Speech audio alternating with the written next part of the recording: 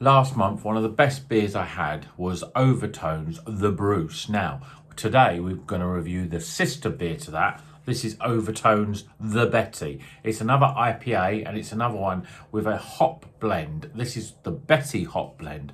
But what's it going to be like? Can it be as soft and as smooth as the Bruce? Keep on watching to find out.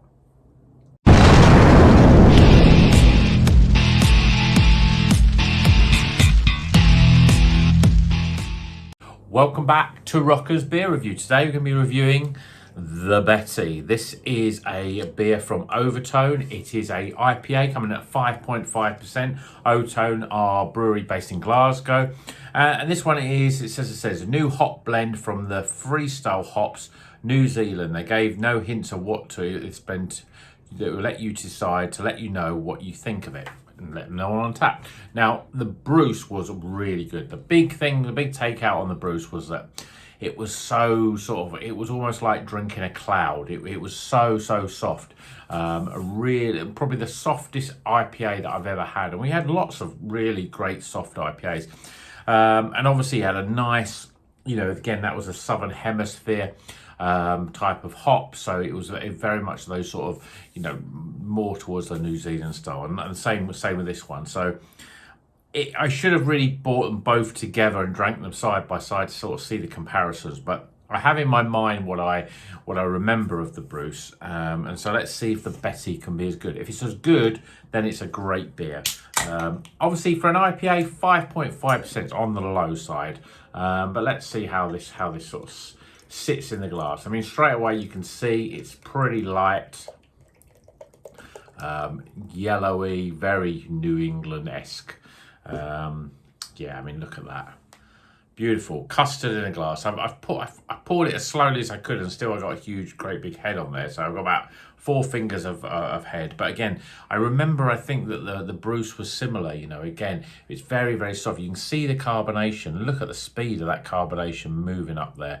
Really quick. But look at that, the colour. It is almost like a bright yellow colour. It looks a little bit murky, a bit sort of darker on the screen, but in the flesh, it is a lovely yellow custard colour. Hopefully that head will go down. So let's see if I can get some aromas through this head. It smells really fresh. I mean, that's the thing. New Zealand hops, they do have that real fresh smell. I'm getting apricots in there. I'm getting a little bit of the sort of grape melon, sort of a gooseberry sort of aroma as well. I think there's something else. I think it's difficult to get it through that head, so I'm going to just dive straight in and see if we can get rid of this little ice cream top. Cheers, everyone.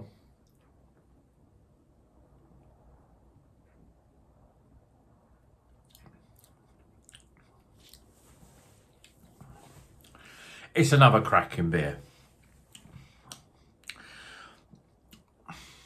It's difficult to really pick up the flavours from this, actually, because it's on a very soft base. And sometimes when a beer is so soft, the way that it sort of glides across, it literally does glide across your taste buds. It doesn't sort of stick and coat them, sort of thing. So getting the actual flavour out of them is not as sort of immediate. Let's go in again.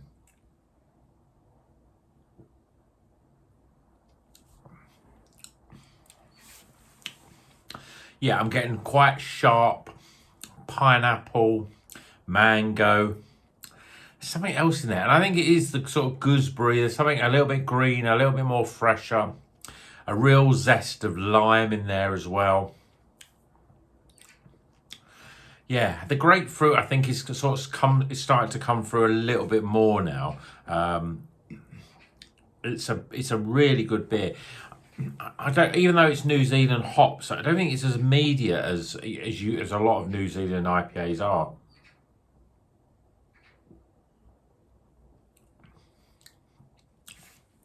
You get a real sharpness on the front end, almost like a sort of lemon rind, almost like a lime rind. It's usually when you get those sort of lemon and limes, they're quite fresh and it's more like the juice. But here you're getting a slightly rind, a bit more bitterness on there.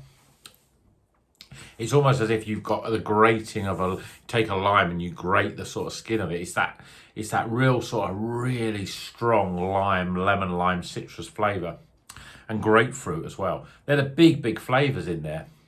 There is little pockets of sweetness in pineapple and a little bit of sweetness in a sort of mango.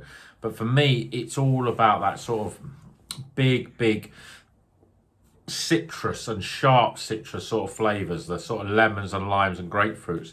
There's also a bit of sort of, kiwi fruit in there, gooseberry, I think, because of that sort of, it's that sort of very sort of almost like sweet and sort of sharpness, veering on the sour note, which you get from, say, something like a gooseberry. It's got that sort of flavour. But again, this is another beer wrapped up. I mean, look at it. I'm trying to sort of get rid of the head by, putting some more beer in it, but the head is it's just sticking there. It really is the lightest of beers, and that makes it a little bit more difficult to really sort of capture the sort of flavours from it.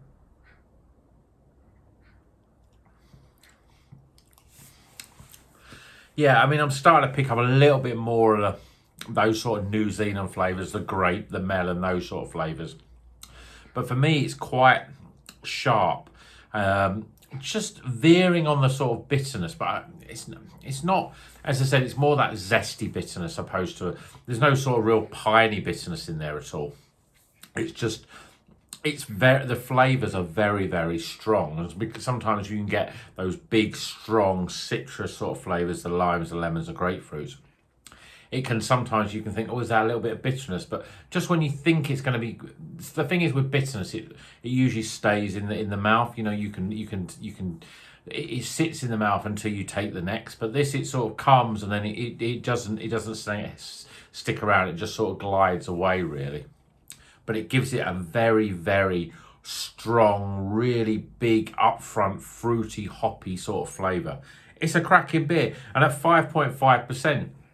Sometimes you think, well, if it's going to be, it's a bit lower. That's, on an IPA, I always think 6 to 6.5 is the sweet spot. And you get IPAs that are getting to 7 and a little bit over 7 as well. 5.5, you might think, I sometimes think, look at cheaper beers when I go to some of the bottle shops from some breweries that are not as well known, and you see IPAs coming in at 5, 5.2, 5.5, those sort of percentages. You think, yeah, they're not usually has got the big flavour because they don't have the alcohol content, but this has got big flavour in it. Even with that sort of really pillowy sort of mouthfeel, the sort of cloud-like mouthfeel on this, you're still getting a real big hit of flavour. It's a cracking beer. It really is a good beer, and I think that Overtone, both for this, the Bruce and the Betty, have really come up with some really cracking beers. This sort of blend of different sort of Southern Hemisphere hops. You don't know what's in there, is there? We've got 4 or 5 different sort of hops in there for the New Zealand sort of hops that we expect. There's not the big, you're not getting that big Nelson Sauvin sort of flavour that's quite distinct. But it's much more on that sort of New Zealand style, just because it's got that freshness, that green, real zesty fruit flavour. It's a great beer, so let's get some scores.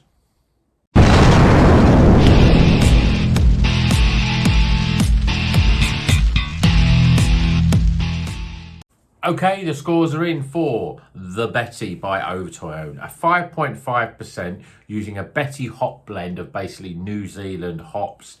It's a really good cracking beer. It's up there with the Bruce, and it's up there with some of the best Overtone beers that I've had. So first things first, for aroma. Once I got through that massive head that was poured, yeah, I mean, the aroma is not as, it's a little bit a little subdued, I think. You're getting a lot of sort of really strong citrus. And when I say citrus, you get more on the stronger sort of lemon rind, lime rind, and grapefruit, pink grapefruit as well. You're getting a lot of those sort of aromas, but it's a little bit more subdued. And I think that's because it's so soft. Like when you drink it at first, the flavour, it's difficult to get that flavour quickly because it's such a soft, floaty sort of beer. And the aromas, I think, that they don't sort of jump out at you quite as much. So it's pretty good. It's quite inviting. I'm giving it 13 for aroma. Appearance though, well, even after the massive head, and I've poured it a few times, cracking lacing, it's a lovely, it's that lovely custardy yellow colour, which I love in beers. And to be honest, a lot of craft beers you can drink and the head disappears quite slowly because of the sort of low levels of carbonation that you want. But this head really sticks around and you really enjoy drinking it through that sort of real nice frothy sort of head. But even at the same time, it's quite low levels of carbonation when you drink it because it's such a sort of floaty, sort of soft beer. But I think it's pretty much up there with some of the best beers, so I'm going to give it top marks, 10 out of 10 for appearance. Flavour wise,